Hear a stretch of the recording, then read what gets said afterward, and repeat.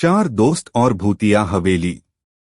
एक छोटे से कस्बे में चार घनिष्ठ दोस्त रहते थे, अंकित, रिया, समीर और प्रिया।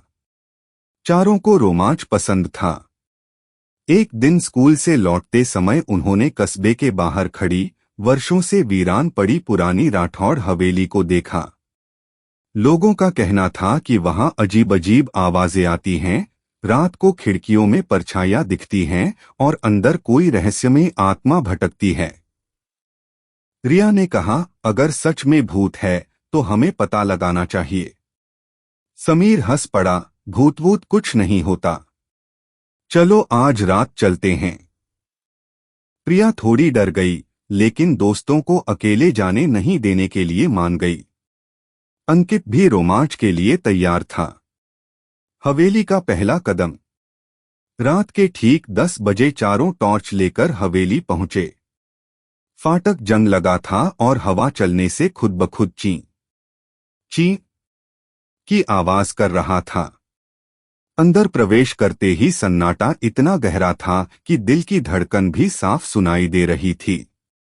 अचानक दीवार पर लटकी एक पुरानी पेंटिंग जोर से हिली।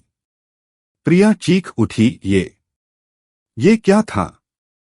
अंकित ने पेंटिंग को ध्यान से देखा, शायद हवा से हिली होगी, पर अंदर हवा का हल्का सा झोंका भी नहीं था। रहस्यमय कमरा। चारों आगे बढ़े। दूसरी मंजिल पर एक कमरा बंद मिल रहा था। दरवाजे पर मोटी धूल जमी थी, मगर बीच में ऐसे निशान थे जैसे किसी ने हाल ही में उसे छुआ हो। समीर ने धीरे से दरवाजा धक्का दिया। चर्र आवाज के साथ दरार खुली और अंदर अंधेरा ही अंधेरा।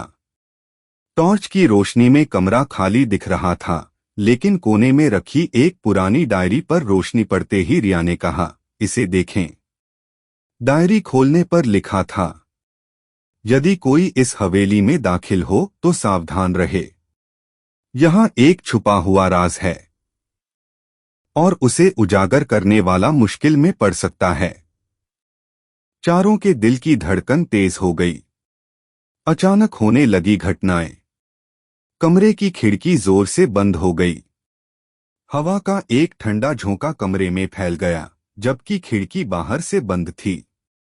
टॉर्च की रोशनी झिलमिलाने लगी। फिर सीढ़ियों पर ठक ठक किसी के चलने की आवाज आई।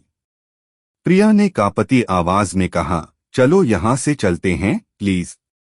पर अंकित बोला, अगर राज डायरी में है तो उसे पूरा पढ़ना चाहिए। डायरी के अगले पन्नों में हवेली के मालिक ठाकुर रघुनाथ सिंह की कहानी थी, जिसकी अपनी ही नौकर ने सोने के लालच में हत्या कर दी थी। कहा गया था कि ठाकुर की आत्मा आज भी अपने खजाने की रखवाली करती है। राज का खुलासा। अचानक कमरे की दीवार पर बनी पेंटिंग के पीछे से हल्की सी थाप की आवाज आई, टक टक। चारों ने पेंटिंग हटाई तो पीछे एक छोटा सा गुप्त दरवाजा मिला। दरवाजा खोलते ही उन्हें अंदर पुराना लकड़ी का बक्सा दिखा। बक्सा खोला।